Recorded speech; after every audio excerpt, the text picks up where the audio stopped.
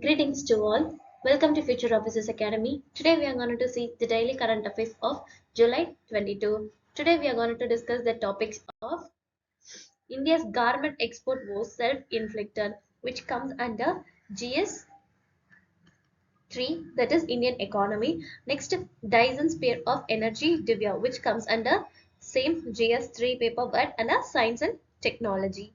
Next, data gaps beyond India are holding monsoon forecast back, which comes under GS1 paper geography. Next, the importance of both quads and BRICS, which comes under GS2 paper international relations.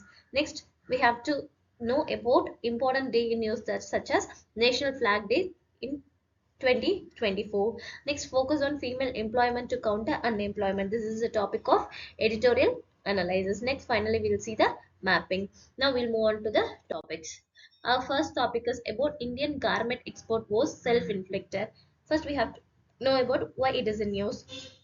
India's garment exports valued $14.5 billion in 2023 to 24 are hampered by high import duties, complex procedures, and outdated regulations.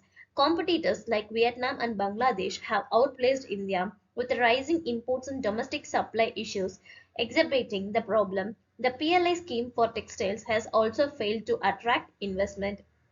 Now we have to know about current export performance. So India's garment exports in 2023 to 24 totaled $14.5 billion, a decrease from $15 billion in 2013 to 14. Vietnam's garment exports grew nearly 82% and $33.4 billion, and Bangladesh grew nearly 70%. China's garment exports were approximately $114 billion, a nearly 25% drop from the decade year. Now, what are the issues with production linked incentive scheme? So, the PLI scheme for textiles launched 2021 has not attracted significant investor interest. This scheme requires substantial modification to effectively boost the sector, according to the Global Trade Research Initiative, that is GTRI. Next, the rising imports and domestic concerns. India's imports of garments and textiles reached nearly $9.2 billion, $9.2 billion in 2023. The figure may rise further if the export decline continues, particularly with the introduction of Chinese brands with Shein in India. Now, what are the quality control orders and high costs here? Recent quality control orders complicated the importation of essential raw materials, leading to increased costs for exporters. India's exporters must rely on more expensive domestic suppliers for raw materials like polyester, staple fiber, and viscose staple fiber, making Indian garments less comparatively fixed. Now, what are the outdated procedures and administrative burdens here? The Directorate General of Foreign Trade and Customs enforces outdated procedures requiring detailed accounting for every square centimeter of imported materials. These procedures impose significant administrative burdens on exporters, leading to inefficiencies and additional costs. Now, what are the recommendations for such reforms? The report suggests a comprehensive overhaul of existing procedure and policies. Simplifying the import process and updating regulatory practices could help reduce costs and improve export efficiency. Addressing these systematic issues is crucial for enhancing the competitiveness of Indian garments in the global market. With this, we have the mains practice question. The question is, discuss the challenges facing India's garment export sector and suggest reforms to enhance its global competitiveness. How have import duties, procedural complexities, and production linked incentive scheme impacted the sector? So you can practice on this question. Our next topic is Dyson sphere and energy divider. So it is a theoretical structure proposed by Freeman Dyson to capture a star's energy for advanced civilization. It consists of a shell or swan of solar panels surrounding a star, and its presence could be detected by excess infrared radiation. Recent searchers have found unexplained infrared emissions from several stars. Now, what is this Dyson sphere? A Dyson sphere is a theoretically megastructure proposed by physicist Furman Dyson. It proposes is to capture and harness the entire energy output of a star to meet the needs of highly advanced civilization. The concept involves constructing a shell or swan of solar panels or energy collectors around the star. The collected solar energy will be converted to usable power for the civilization. Dyson spheres are expected to be emit excess heat as infrared radiation detectable by astronomers. The idea suggests that if we detect unusual infrared signature, it might indicate the presence of such a structure and extension intelligent life. Recent researchers of stars within 1,000 light years have identified seen stars with unexplained infrared emissions potentially hinting at Dyson spheres, but no conclusive evidence has been found. Now, who was this Freeman Dyson? So, his period was 1923 to 20. Dyson was a renowned British American theoretical physicist and mathematician known for his work in quantum electrodynamics, solid state physics, and astronomy. Born on December 15, 1923, in England, he made significant contributions to science and technology, including the Dyson sphere concept, a hypothetical structure that could encompass a star to capture its power output. He was also a prominent futurist and author, exploring ideas on space travel, extraterrestrial life, and the future of humanity. Dyson spent much of his career at Institute for Advanced Study in Princeton and was known for his interdisciplinary approach to science. With this, we have the UPSC prelims question which have been asked in 2015. The term Goldilocks zone is often seen in the news in the context. So the limits of habitable zone above the surface of the earth, regions inside the earth like planets in outer space, search of the earth like plants in outer space, search of meteorites containing precious metals. So the answer is C, the search of earth like planets in outer space. Our next topic is data gaps beyond India and holding monsoon forecast back. So why it is in news? The 2024 monsoon has shown unexpected patterns with irregular rainfall distribution. While forecasts were based on anticipated La Nina conditions, actually rainfall has been patchy. Accurate local forecasting is crucial for agriculture and water management. Expanding weather monitoring and improving data collection across the subcontinent are recommended for better predictions. Now, what are the monsoon evaluations seen here? The 2024 monsoon season began on May 30 as expected but has shown unexpected patterns. Rainfall distribution has been highly irregular, with some regions experiencing excess rain and other significant dryness. After a rapid northward movement of the monsoon trough, it started leading to dry June in many areas. Western Ghats have seen below normal rainfall. Now, what are the regional rainfall patterns here?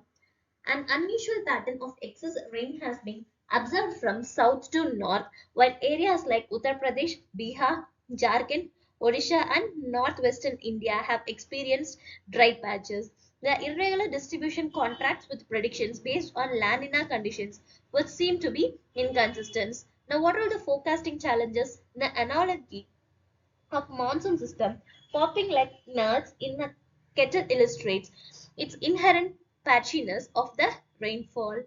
The All India Monsoon Rainfall Index used by the Indian Meteorological Department is useful for general outlook but does not account for local variations. Now, what are the global and regional influence seen here? The southwest monsoon is influenced by various factors, including the Arabian Sea winds, the Bay of Bengal consecutive events, and heating from West Asia and the deserts.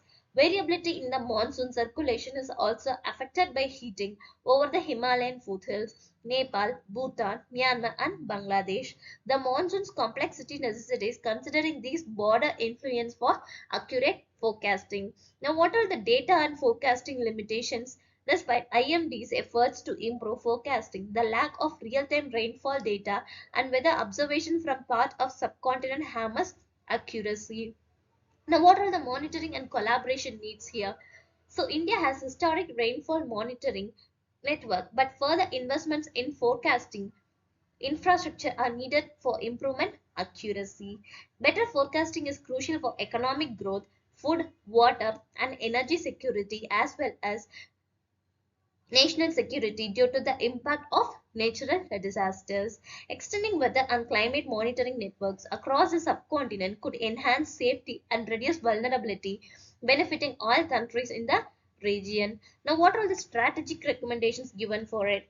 Establish a broad network, weather and climate monitoring across the subcontinent, improve data collection and forecasting capabilities to enhance local and regional forecast accuracy, collaborate more extensively while neighboring countries to share, forecast, and improve overall regional safety and resilience. So with this, we have UPSC mains previous year question which have been asked in the year 2017. What characteristics can be assigned to monsoon climate that succeeds in feeding more than 50% of the world population residing in monsoon Asia? So you can practice on this question. Our next topic is the importance of both Quads and BRICS. So India's strategic alignments in the Quad and BRICS have gained prominence amidst shifting global dynamics marked by geopolitical rivalries, regional security concerns, and evolving multilateral frameworks. These engagements are crucial as India navigates its foreign policy amidst a changing international order, balancing security imperatives with the multilateral cooperation and regional stability. Now we have to know about what is Quad. So it is the grouping of four democracies such as India, Australia, US, and Japan.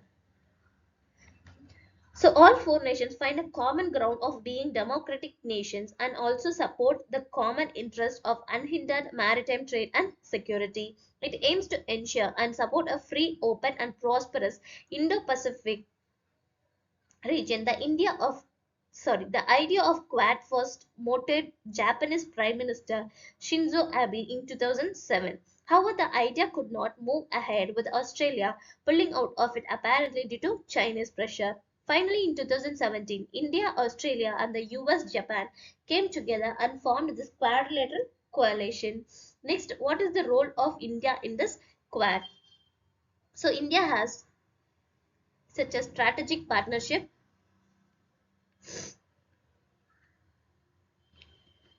Next, building Indo-Pacific policy, economic collaboration,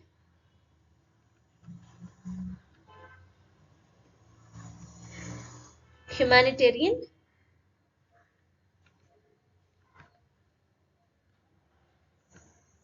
assistance, and disaster relief. So these are the role of India in Quad.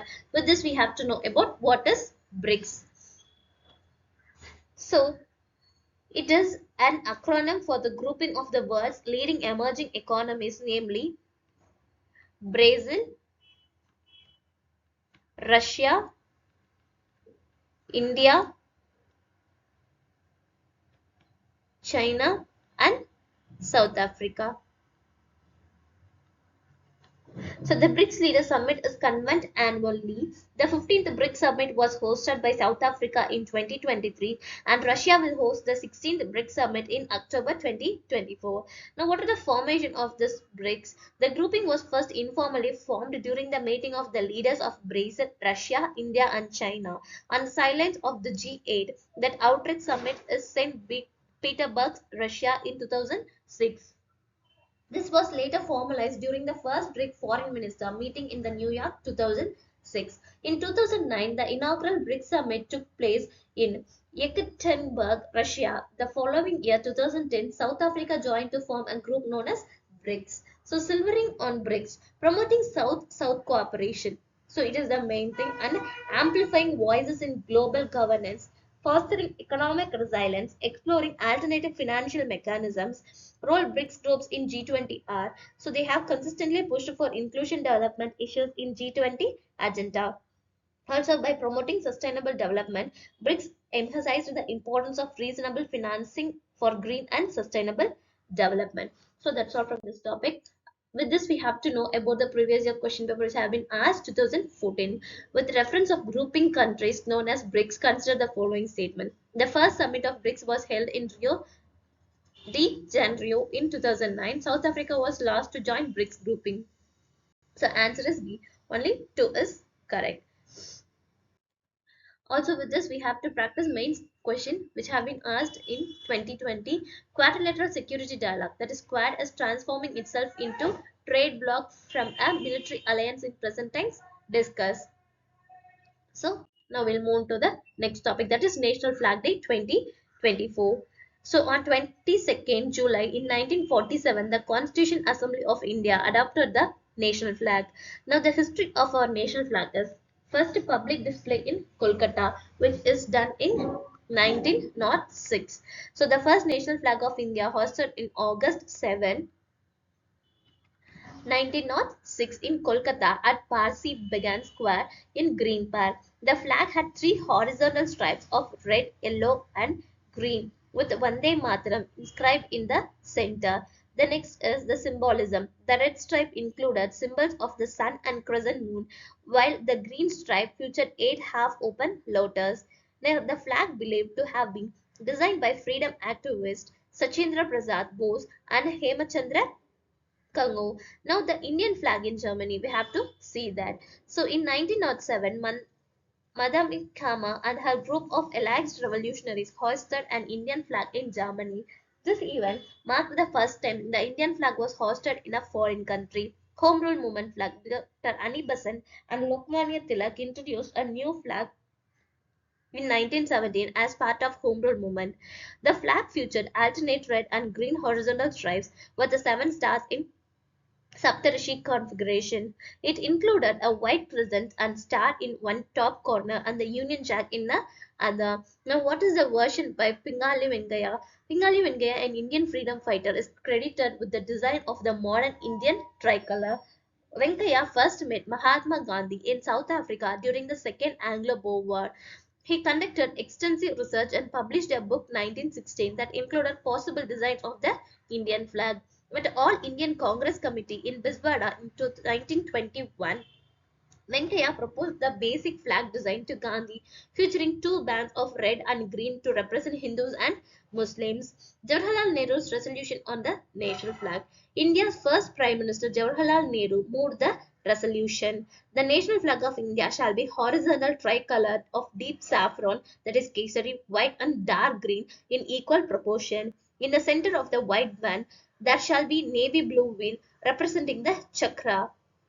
The design of the wheel based on chakra from the Sarnath lion capital of Ashoka. The diameter of the wheel approximates the width of the white band.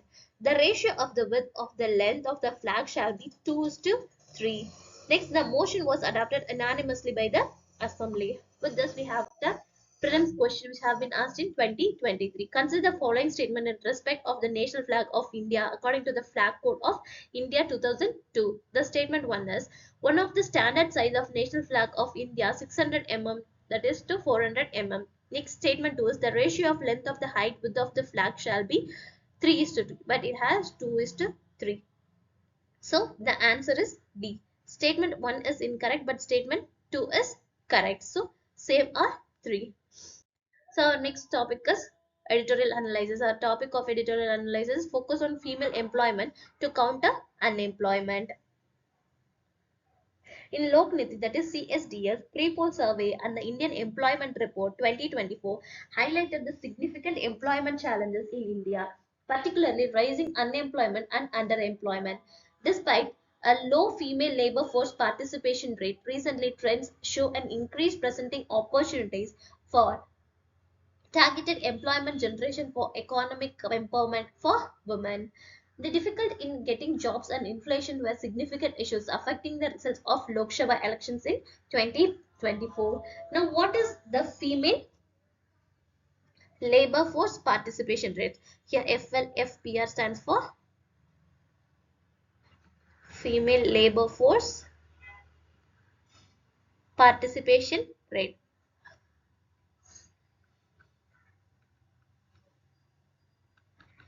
So, female labor force participation rate is a ratio of the number of women who are part of labor force to the number of women in the working age that is greater than 15 years of age. A woman is considered to be a part of labor force if she or he either employed or actively looking for work. Now, what are the trends in female unemployment? So, the trends are rural urban disparities in labor force participation rate, next, impact of traditional occupations, also the role of policy and self help groups. The next is barriers and opportunities for the female employment is so barriers in urban employment, need for comprehensive policies, also economic empowerment and family welfare also to be needed. Now, what are all the policy recommendations seen here? Collectivization and market access. Collective efforts through SHG and federations can amplify the impact of economic interventions for women. These platforms enable collective bargaining, skill development, and access to large market, thereby enhancing economic outcomes. Now, creating an enabling environment also one of the policy recommendations. Next, with this, we have to know about the types of unemployment. There are different kinds of unemployment, that is disguised unemployment, seasonal unemployment, structural unemployment, cyclical unemployment, technological unemployment, frictional unemployment, and vulnerable unemployment. Now, what are the government schemes related to women empowerment are seen here? So they are Beti Bacho, Beti Padho scheme, One Stop Center scheme, Swadhar Greg, Nari Shakti Purashkar, Mahila Police Volunteers, Mahila Shakti Kendras, and Nirbhaya Fund. So these are some of the government schemes related to the women empowerment. Our next topic is mapping, that is major hill ranges of India. We'll continue with this last video. So in last video we have been seeing Aravalli Hills, Vindhya Range and Satpura Range. In this we are going to see the Western Ghats and the Eastern Ghats. So before that, we have to discuss some more ranges which in Satpura range. So Satpura range is the combination of Satpura Mahadev and Maikla hills. Satpura hills are tectonic mountains formed about 1.6 billion years ago. So these are the basic things which have been those. So now with this we have to see the major ranges and hills. So the Maikla range, Kaimur range, Mahideo range, Ajanta range, Rajmahal hills, Garo Kashi, Janita hills, Mikri hills, Abor hills, Mishmi hills, Patkai hills, Kobru hill, Mizo hills, Dalma hills, Danjori hills, Girnar hills, Baba Budangiri, Harishchandra, Balgat range, Shilpi series, Talshir series, Champion series, Nilgiri hills, Palani hills, Anamalai hills, Cadaman hills, Panjamalai hills, Present hills. So these are the things which have been seen largely. With this, Western Ghats and Eastern Ghats also covered in this ranges and hills. So that's all from this topics. To get more videos, follow our daily current affairs videos, YouTube channel and our Telegram channel. To read this document, you can visit our website. Our website link have been provided in the description. Thank you.